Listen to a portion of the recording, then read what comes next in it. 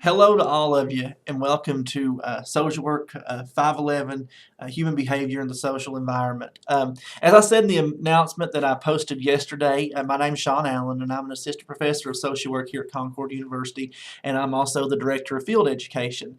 So I'm the person that you work with when it comes time to do your field placements, and we get all those things set up. I also, of course, teach class here as an assistant professor, and so this semester's gotten off to a little crazy start in this class, and of course I apologize for that. Some unforeseen circumstances has kept Professor Lafray from being able to continue on with this course, so I'm teaching the other section of this class, so I offered to pick it up and work with you guys. I'm really excited to be working with you guys this semester, and even though we're basically about 3 weeks in now, I want to get moving quickly and sort of get things ironed out as best we can. So the last couple of days I have taken some time and went through the class and kind of looked at things that she had in there versus ways that I normally teach it. Because one of the things that has to happen, of course, is of course things definitely have to make sense to you all, and they certainly have to make sense to me, because I can't teach a course if I don't understand exactly what's being asked and that sort of thing. So what I have done is, first of all, is I've changed the syllabus. I've uploaded my syllabus for the course, so you'll take a look at that. One of the main changes you'll see in there is the assignments are just a little bit different, not much, just a little bit, and things are weighted differently, okay? The class was originally set up to only be worth 100 points for the entire class. That's something I normally don't do, and the reason being is I like for things to have weight to them, and then we get a percentage. For example, I think that the virtual lab in the way that the syllabus was set up before was worth like 27 of 100 points, and that's just a lot to me. I mean, I want to give you guys more opportunities if something happens, you make a mistake or whatever, for that you have a chance to make it up and get a grade up. So that's different. Be sure to take a look at that. And also, and the grading scale is in the syllabus there for you, so you can see it. So what I'm going to do is this. Normally, when I teach this course, there are 5 modules. I don't set up things by week. Usually, I set them up by module. And each module, you have roughly 3 weeks to complete. Of course, excluding the week that has spring break in it, and technically that one you have 4 weeks to complete, because I don't include that off week in my count for the number of weeks in the class. So at this point, the other class I'm teaching is getting ready to turn in Module 1 this weekend.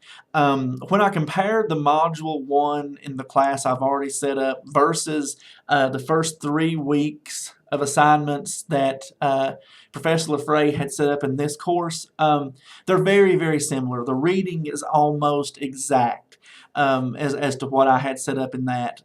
So what I'm going to do is this. If you complete all the assignments that she had listed for the first 3 weeks, if you do the 2 discussions, and you know, I know she had required doing the turn it in thing. If it looks like most people have done that. If you want to go ahead and do that, that's fine. I'm not going to use turn it in to submit your assignment. I'm not the biggest fan of that. But if you do those 3 things that she asked for you to do, the turn it in thing and the 2 discussion posts, I will give you a full 20 points for doing all 3 of those things. Because how the course is weighted in my other section is there is a discussion post in Module 1, and it's worth 20 points. So you guys will get the 20 points if you do the introduction post, the turn it in activity that she had there, and also the discussion post for this week. Okay, so what I will do is on Monday, the 4th, I guess it is, I'll sit down and go through and check to make sure that everyone has done all 3 of those activities, and you'll get a full 20 points for doing that. Now, moving forward, you're going to follow along with modules, okay? And you will see I didn't put up a Module 1 because I didn't want to make things confusing. Those first 3 weeks that she did is going to count as that. But you'll see Modules 2 through 5. If you're on Blackboard, just look in the left-hand, and I'm sorry guys, I keep looking off, but I want to tell you exactly where things are, and I have it pulled up on my other screen. But you will actually see it over on the left-hand side. You'll see Module 2, 3, 4, and 5, okay? That's where everything's going to be contained that you do in class for the rest of the weeks here. Now, let me mention this. The project that she had set up is basically exactly the same. Okay, you're still going to do the human development project approval. Excuse me, project altogether, and you're going to need to do the approval form. She had the approval form due this week, I think. I actually have that as a part of Module 2, so I just moved that assignment to Module 2. If you've already done it, great. If not, go ahead. You'll have a little extra time to do that throughout the second module. However, I encourage you, if you've already done that, I'll try to get to those possibly tomorrow if I can, and I'll try to get you feedback and let you know if you've got a good assignment, a good topic or not. As soon as you get those in, that way you guys can get started on your projects. Now, as far as the project actually goes for this course, it's basically going to contain a few things, and you're responsible for a few things. First of all, you have to do the approval form, okay, and that's due in Module 2. You're required to turn in a rough draft of the project, and I think that's due in Module 3. I'm going to check that right now. Yes, that's due in Module 3. Okay, so that'll be the next module. You turn in an actual rough draft.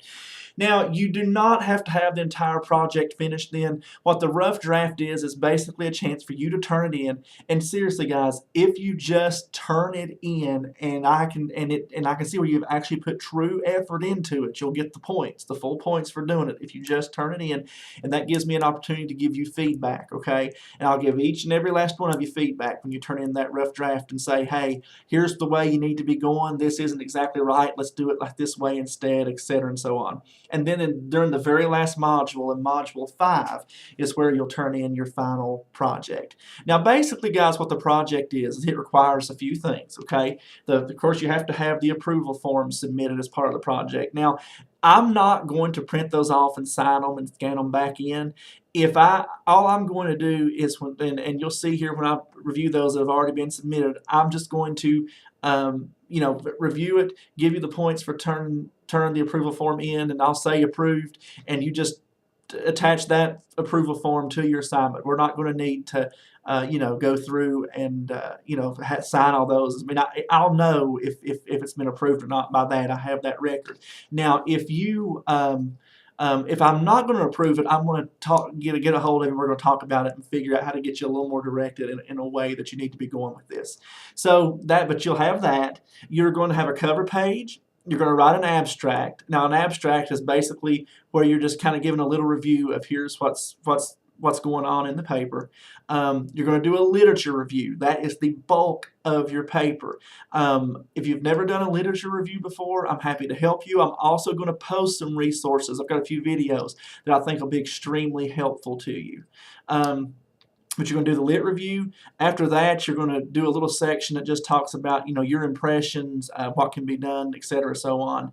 And then you have to have your references, okay? So don't let it overwhelm you by any means, but when you turn in the final project, that submission will be worth 100 points, and that's the one that's going to be graded very strictly. Now, as far as other things we'll do in the course, you'll have a discussion in each and every module. Those discussions are worth 20 points. You answer the questions and do the activities that are involved with the discussion. You do an initial post talking about the topic, answering the questions, and you're required to reply to 3 of your colleagues, okay, in each discussion post. So, guys, the easiest way people manage to not do well in discussions is not doing good replies. And by that, I simply mean you're replying to someone with more than just I agree with you or I disagree. You're giving a meaningful response to what that person is saying. And make sure that your initial posts are thorough and you do a good job of explaining what you need to explain in those. The other big part of this class is the My Virtual Life project. It's the My Virtual Child. You should have been prompted when you bought text from the bookstore to buy a code for that. If you didn't, you need to do that. And I'm also going to post with this announcement directions on how to get started with that. Now, this has been a little bit controversial this semester. Pearson, the publisher of the text, is who this is through. And I've had for the last, basically since the beginning, first day of the semester, conversations with them back and forth, trying to improve this to where I can see your progress. Unfortunately, that has not happened, and I don't see it happening. So how we're going to handle the My Virtual Child is this. You're going to go through and do the assignment. It's going to take you all semester to do it because you're basically raising a child. At the very end of that assignment, you're going to screenshot either the very last thing you do, or I'm sure it probably gives you something that says you've completed it, whatever the case is. You're going to screenshot that and you're going to submit that to me in the very last module of this class. And that's going to be the proof that you completed it. Again, y'all, that is, I mean, if you just go through and do it and provide me with the proof, you'll get the 50 points for doing that assignment. It's that simple to just do it. I mean, if you don't do that, I mean, you've blown a really easy 50 points. So be sure that you go through it. And it's a really good assignment. If you've never done an online simulation like that before, they're really fantastic and a great learning experience for sure. I saw that she had a couple of other assignments in here. There was something about a mini paper and self-reflections. I've axed all that, and none of that's in the class anymore, so be sure you look at the syllabus. The only thing, and I made you guys 2 promises in my announcement, is that you'll get credit for the things you've already done, and I feel like I've done that with the first 3 weeks, and you're getting those 20 points if you've just completed everything and done it and put some thought into it.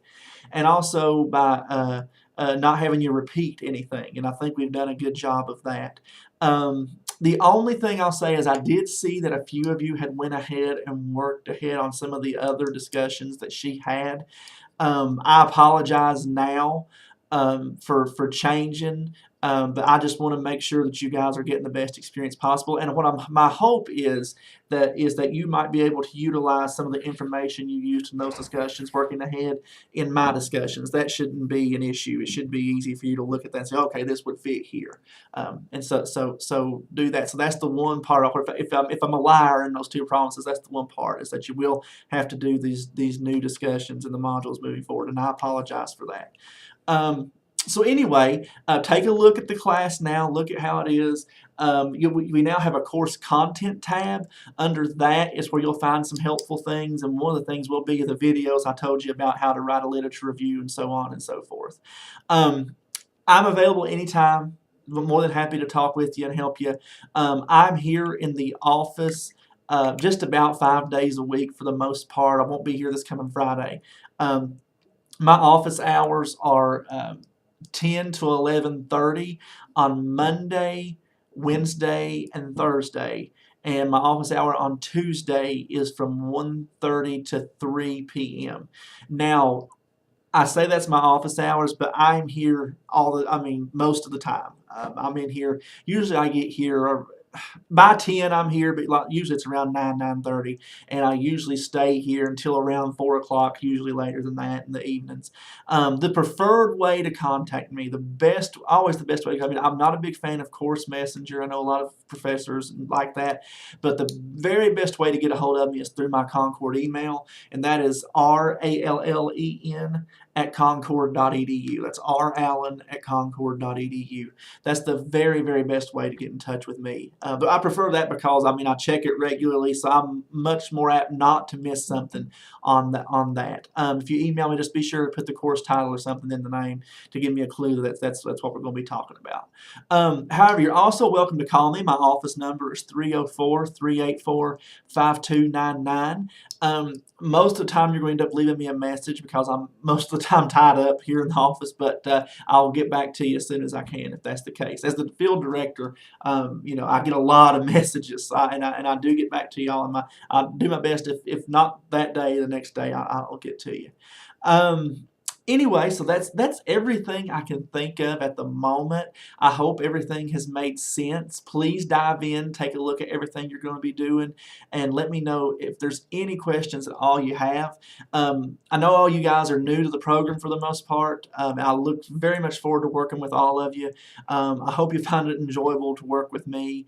I think that the human behavior classes are excellent classes, and we learn a lot. I have a 5-month-old at home, so I need all the help I can get in looking at the child development issues and whatnot. So anyway, good luck to all of you. The text, by the way, before I forget, the text are the same. I have my copies laying around here somewhere, but the strengths perspective text and the lifespan text, all that's the same. Nothing there, but be sure you have that code for my virtual child, and I'm going to post something in the announcement with this video to give you some direction on what to do with that. All right, well, guys, thank you all for bearing with us through this process. This is a first for me. I've been at Concord since, well, full time since 2014. I've never seen us have to make a faculty switch at this point in the semester before. But I look forward to working with all of you. I wish you the best of luck this semester, and I'll be in touch. And please contact me with any questions. Take care.